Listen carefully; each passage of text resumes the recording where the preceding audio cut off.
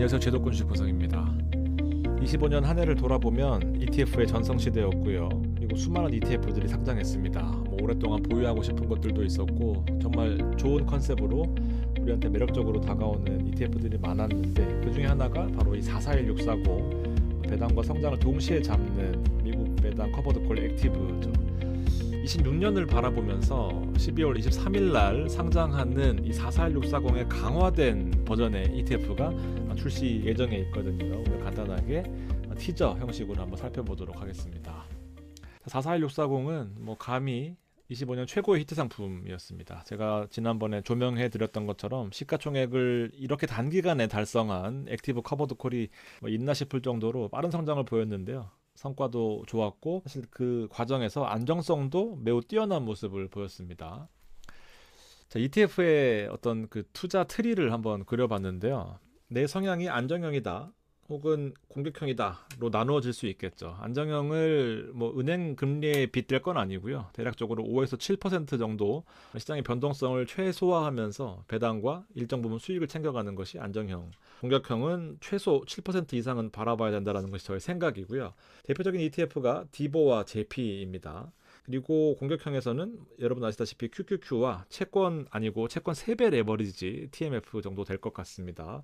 그리고 안정형 성격이다 보니까 결국 배당에 중점적으로 어떤 포커스가 맞추어져 있는 ETF들이 많은데 대표적으로 이 에미당, 슈드 그리고 코미커 슈드의 커버드콜 쉬운 상품이고요. 그 다음에 배당과 커버드콜 동시에 들어가는데 실제로 안전하게 모아가면서 남녀노소 누구나 선택할 수 있는 에이스 미국 배당 퀄리티 커버드콜 액티브, 그 다음에 441640 코드를 쓰고 있는 우리 코미액까지 선택할 수 있는 좋은 옵션일 것 같습니다. 그리고 최근에 25년 말부터 어떤 컨셉을 지향하고 있는 키움 미국 고배당과 AI 테크, 배당과 AI를 같이 섞어가는 그런 컨셉의 조합적인 ETF가 또 대세를 이룰 것 같다라는 말씀을 드렸는데요. 그리고 리츠와 제피도 있습니다.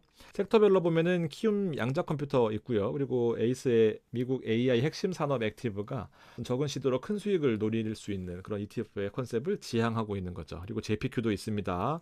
배당을 좀 더 강화하고요. 나스닥 기반이다 보니까 성장도 같이 챙겨가는 그런 컨셉인 거죠. 그다음에 지수가 근본인 공격적인 ETF는 에이스의 빅테크 탑7 플러스 있습니다. 그리고 390 코드를 쓰는 코덱스 미국 반도체입니다.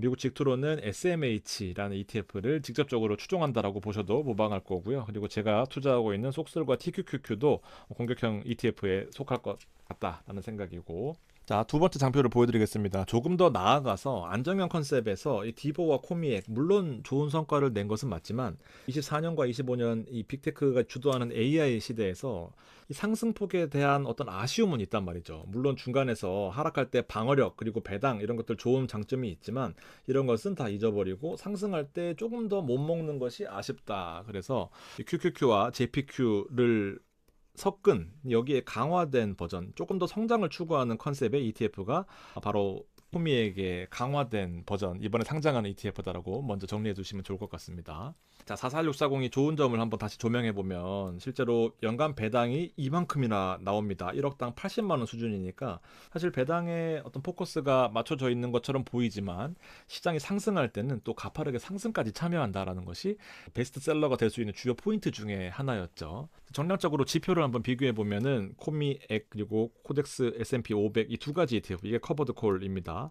성과를 비교해 보면 큰 차이가 없을 정도로 사실 이 배당을 재투자한 수익률 측면에서는 커버드 콜임에도 불구하고, 그리고 월 배당의 장점, 물론 장점 말해 뭐합니까? 중간중간에 매달 월급 대신에 배당이 나오면 얼마나 좋겠어요.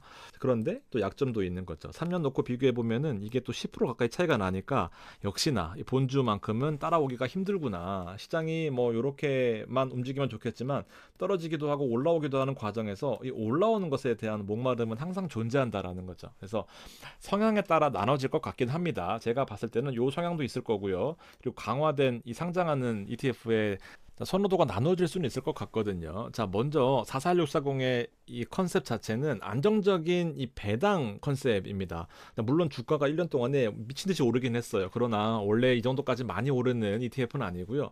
종목 자체가 비자와 JP모건, 골드만삭스 위주로 되어 있습니다. 그러면서 기술주가 들어가 있어요. 얼마나? 대략적으로 한 15%. 15%라고 하는 것은 스파이가 한 35%의 기술주 포함이고요. QQQ가 한 55% 포함이니까 상대적으로 적으면서도 또 수익을 잘 낸 ETF의 성과를 보여줬어요.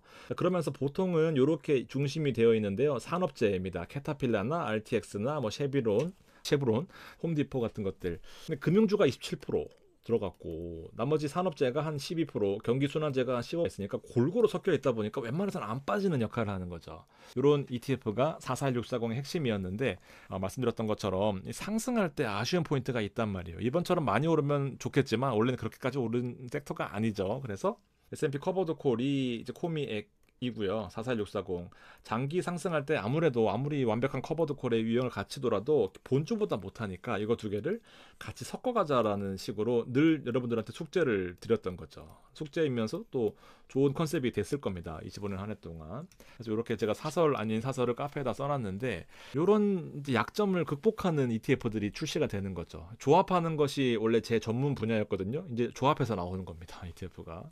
자, 이게 기존의 이제 베스트셀러인 44640이고요. 두 번째가 코덱스 미국 성장 커버드 콜 액티브입니다. 뭐 미성커라고 제가 체크를 해봤는데 비교지수 자체가 S&P 500을 기초지수로 하는 거고요. 얘는 사실 S&P 500의 성장 인덱스를 추종한다라고 되어 있습니다.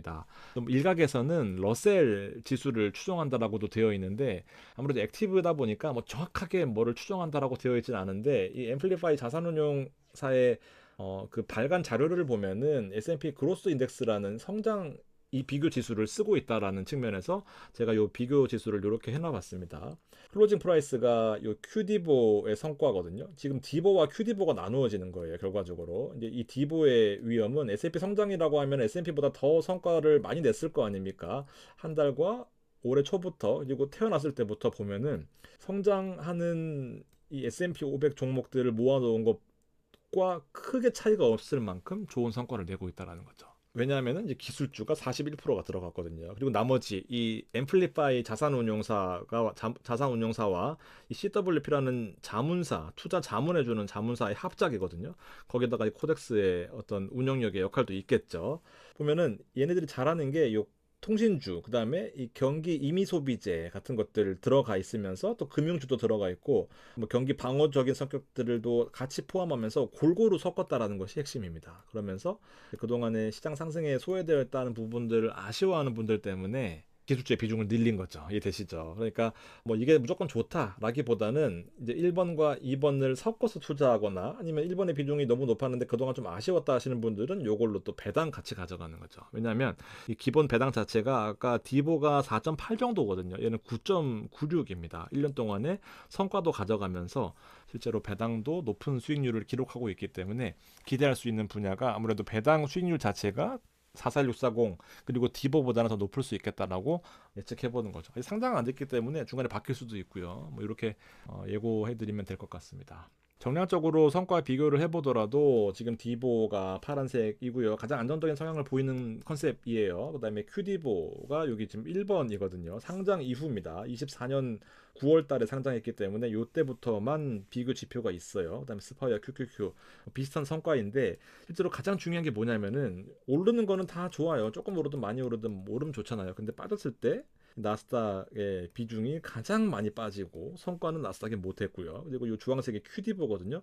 하락폭이 생각보다 적었습니다. 그래서 커버드 콜과 어떤 골고루 섹터 분산 그리고 액티브 ETF 형태의 그 장점들을 잘 활용한 성과가 증명되지 않았나라는 그런 생각을 해볼 수 있는 포인트가 될 것 같습니다. 관세같이 큰 이슈의 하락을 잘 방어해주는 것도 중요한 포인트가 될 것 같거든요. 이렇게 뭐 아직 확정된 건 아니지만 이 QDIVO와 QQQ 그리고 디보를 한번 살펴보면 이게 디보입니다. 441-640의 포트폴리오고요.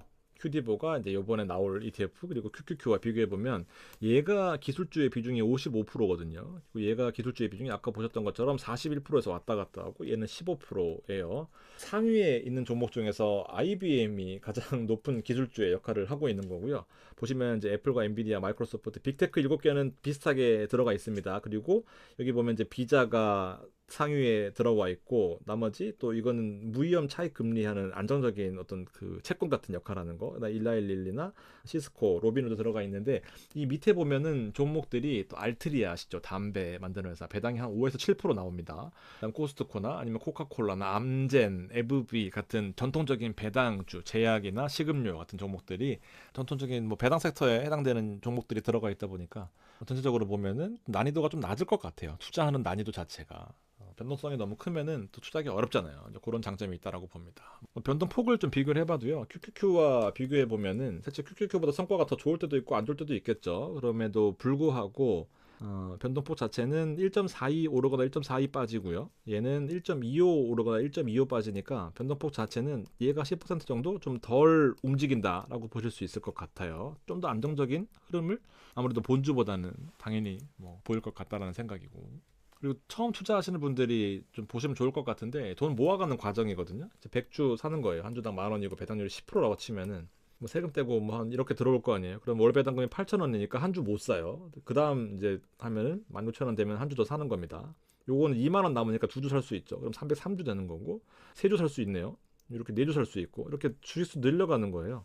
그러면은 이제 1,266만 원이 되는 거잖아요. 그러면 이제 다음 1,000만 원 모을 때는 66만 원치는 또 빼고 모을 수 있는 거죠. 그 장점이 있는 거고. 이런 식으로 이제 5년 모아 보면은 물론 이건 200만 원 해봤습니다. 좀 더 시각적인 효과를 위해서 200만 원 넣었거든요. 근데 배당이 36만 원 나와요. 그러면은 나는 200만 원 넣었지만 결과적으로 저축하는 금액은 236만 원이 되는 거고 24개월이 지나면 2,400 아니 4,800만 원 되는 구간일 거 아닙니까? 그럼 배당이 한 43만 원씩 나오거든요. 메리트가 있죠. 그러면은 43만 원씩 더 저축하는 셈이 되는 거고 마찬가지로 5년 지나면 330만 원씩 저축하는 셈이 되는 겁니다. 배당도 적지 않아요. 이때부터는 이렇게 시드 모아가시면 좋겠고 중간에 당연히 많이 흔들리겠죠. 100주 모으는 과정에서 뭐 200만 원, 200주 모으는 과정에서 400만 원 너무 좋겠지만 500주 모으는 과정에서 900만 원 될 수도 있어요. 1,000만 원이 아니라 1,000만 원치 넣었지만 빠져가지고 흔들리지 마시고요.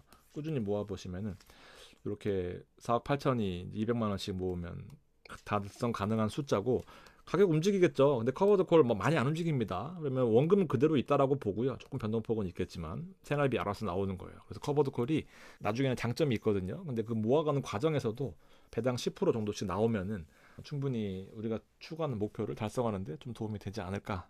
너무 깊은 뜻은 아니에요. 뭐 옛날 이런 거 만드는 거 좋아했는데 지금 안 하고 있습니다.